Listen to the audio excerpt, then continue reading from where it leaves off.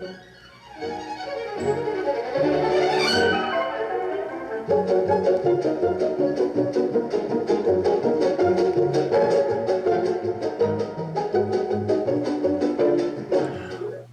in this week's episode, I want to tackle the subject of fouls. I know a lot of beginning players are reluctant to call fouls because they aren't exactly sure what a foul is in Ultimate Frisbee, so I first want to walk through the basics of what constitutes a foul, and then also kind of dig into the definition of a foul and the rules, because by actually reading the rules I learned something this week about what is and what is not a foul.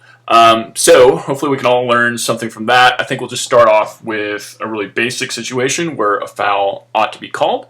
We'll go back to this game between Team Robson and Team Columbia a couple weeks ago. So Team Robson's in white, Paul is over here on the left with the disc, and we'll just watch what happens.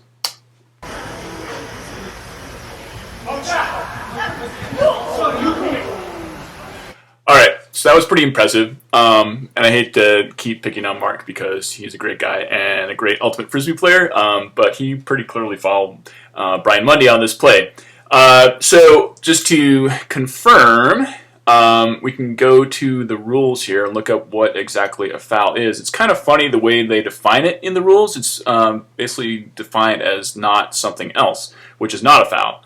So go to definition 2E. A foul is non-incidental contact or contact between opposing players.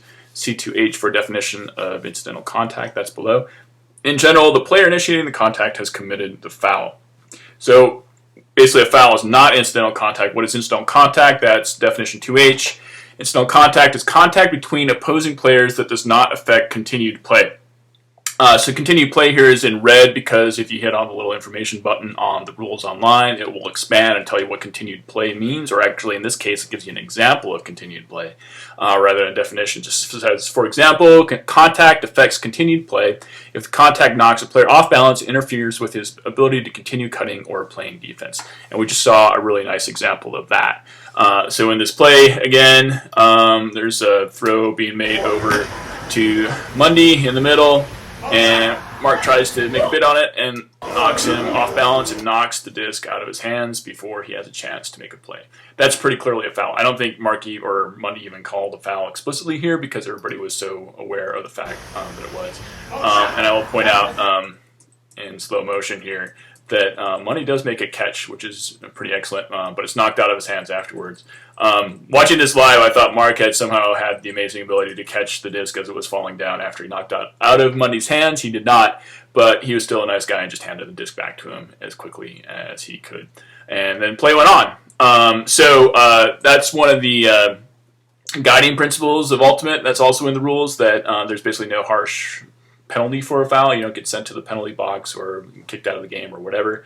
You just play as if the foul hadn't happened, because if you're playing the game the right way, you should never be trying to foul or gain an advantage through fouling whatsoever.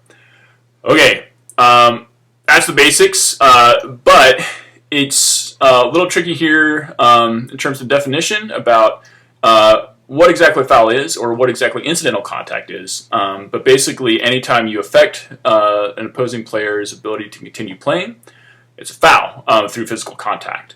I want to explore this concept of incidental contact a little bit further in the next video. So, see you in a bit.